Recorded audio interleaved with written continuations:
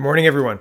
I think there might be a caucus revolt brewing in the Liberal caucus. And the reason I say that is when you've got one minister who's speaking out, that's containable, right? Raj Grewal, well, he had a, issue with gambling and spent millions of dollars, but he paid it all back in a couple of weeks, so no problem. We'll just eject him from our caucus and he'll sit as an independent and we can ignore him until the next election where we'll run another Liberal candidate in the riding, right? But when it starts to be 2 and 3, well, that's a problem. We need 12 to bring this government down, this corrupt government down. So I'll show you where the cracks are in the Liberal government. And then we're going to look at some SNC Lavalin, some connections that are very interesting, in my opinion.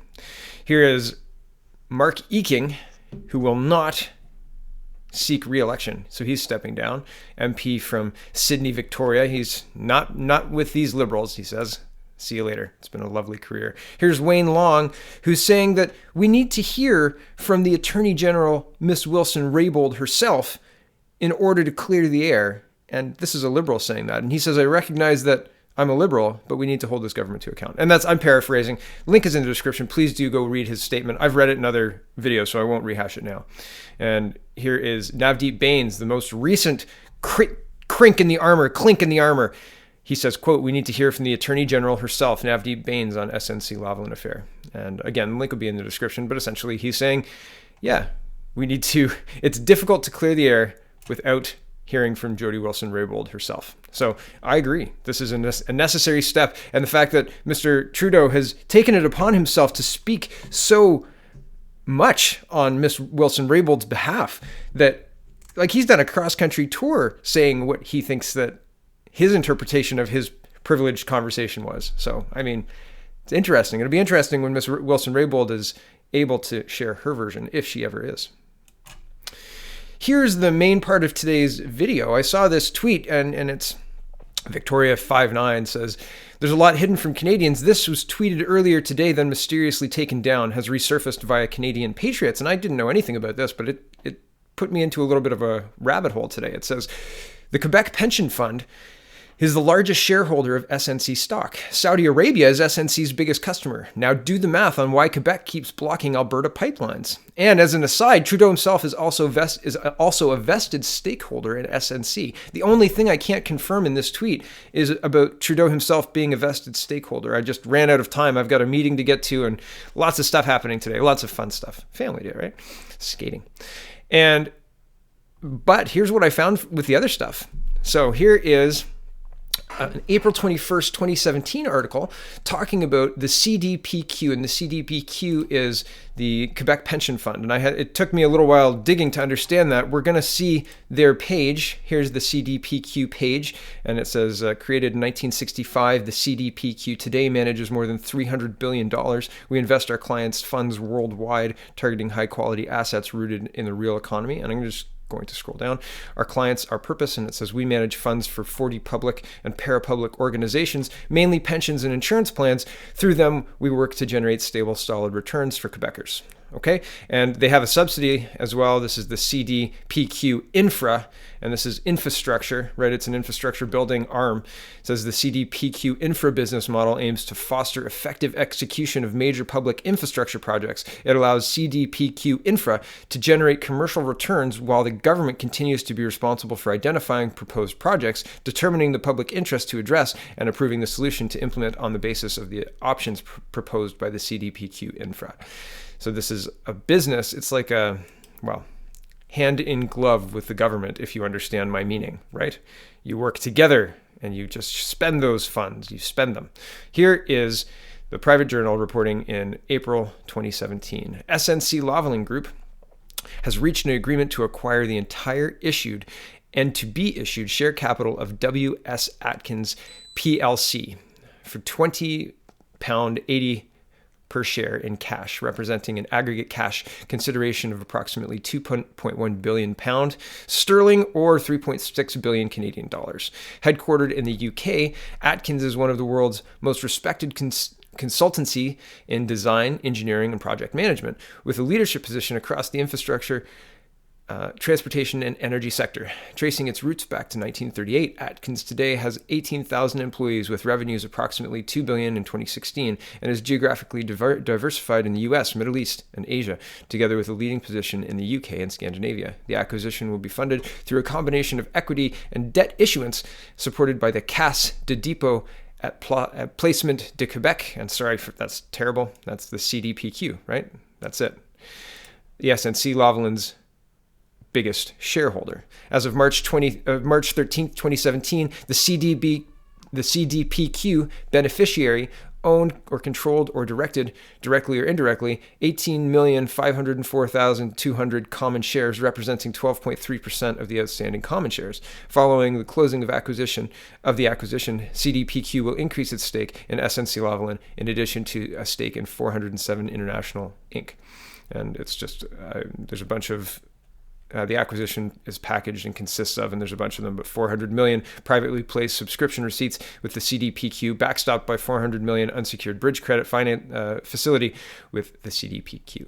So I wanted to show you that this is a company that had charges filed, and we're going to get there right now. So hold on. In 2015, they had charges filed against them for fraud and bribery for dealings in Libya. And in order to continue to bid on these contracts, and I mean, I guess they can buy whoever they want, it's their money, but in order to continue to bid on the contracts, they were given a deal by the current government. And here's in 2015 being reported by the CBC. It says SNC Lavalin makes deal that allows it to bid on federal contracts. Company still faces fraud and corruption charges, but can keep bidding until they're resolved. Fraud and corruption charges. Great. Isn't that wonderful? Okay, SNC Lavalin says it signed a deal with Ottawa that will allow the engineering and construction company to continue bidding on federal contracts until criminal charges it faces are resolved. The Montreal-based company said Thursday that the agreement signed and under the government's new integrity regime recognizes its efforts to improve its ethics and compliance. I want to just pause here. The integrity regime helping those money launderers and fraudsters make sure they cover up their money laundering and fraud just right. So the Attorney General agrees 3 years from then to allow them to use the special tool introduced by the same Liberals for them to access. And they get the criminal case kicked down the can until those new rules are in place, and an agreement to keep doing business as if nothing has happened. Isn't this incredible? Back to the article. The agreement has been expected since federal fraud and corruption charges were filed in February against 3 of the company's legal entities over its dealings in Libya. The company has said it will plead not guilty to the charges. The case will return to court February 26.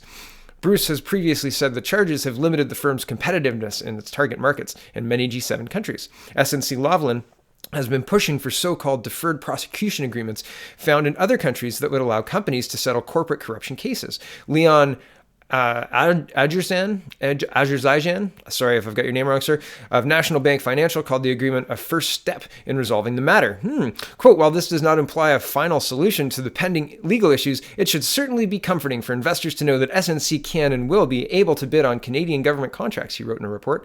Under the new procurement rules announced in July, companies are still barred from government contracts for 10 years if they've been convicted of bribery, money laundering, or other criminal offenses in the past 3 years, but can be cut in half if the company cooperates with authorities and takes the remedial action.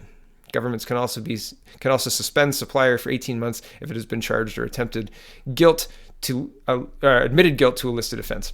So it's interesting. This was 2015, and then here's a 2018 article talking about SNC Lavalin having. Well, I'll read it here. It says, SNC Lavalin stock to get a lift after 2 successful bids for Montreal's $6.3 billion rail project. Analyst. SNC Lavalin Group has emerged as a big winner of Montreal's $6.3 billion for a new rail project that will connect the city to its suburbs and to its international airport. Michael Sabia, head of the province's public pension fund manager, announced the 2 consortiums selected to build the project today in Montreal with SNC as a participant in both groups.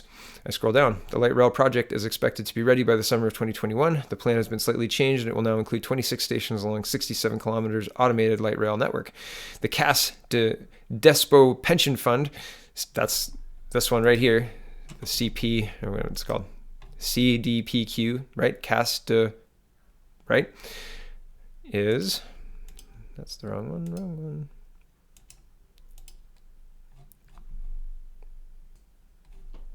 Along with the Quebec and federal governments, are contributing to the project. The plan was first announced in January 2015. So, and then here's a fast-forwarded one. This is SNC Lavalin hearing pushed back until criminal code changes take effect. Oh, right, I mentioned this before, but I just wanted to have the link in this video, so I added this one.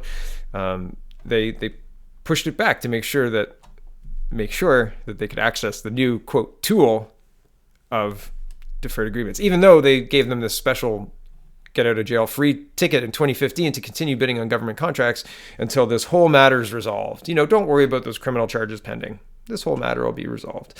And now I just wanted to show you their Saudi Arabian contracts. Here's a 2010 Saudi contract reported by the Gulf Mercury. SNC Lavalin wins contract for water cooling plant in Saudi Arabia. And this one is SNC Lavalin from this 2018. SNC Lavalin awarded waste gas plant installation contract by Saudi Aramco. And this one's from July 16, 2018. SNC Lavalin awarded additional 5-year framework agreement with Al Khajif joint operations in Saudi Arabia. And here's one from June 7th, 2018. SNC gets contract to design, deliver 1.9 billion chemical plant in Oman. Yep. And here's another one, May 23rd, 2018. SNC Lavalin awarded district cooling scheme contract in Makkah, Saudi Arabia. SNC Lavalin is pleased to announce that it has been awarded an engineering procurement construction contract by Central District Cooling Company, a subsidy of whatever, for the expansion of its development company district cooling scheme in Saudi Arabia. Here's another one. SNC Lavalin wins copper contract in Saudi Arabia. This one's from November 2010.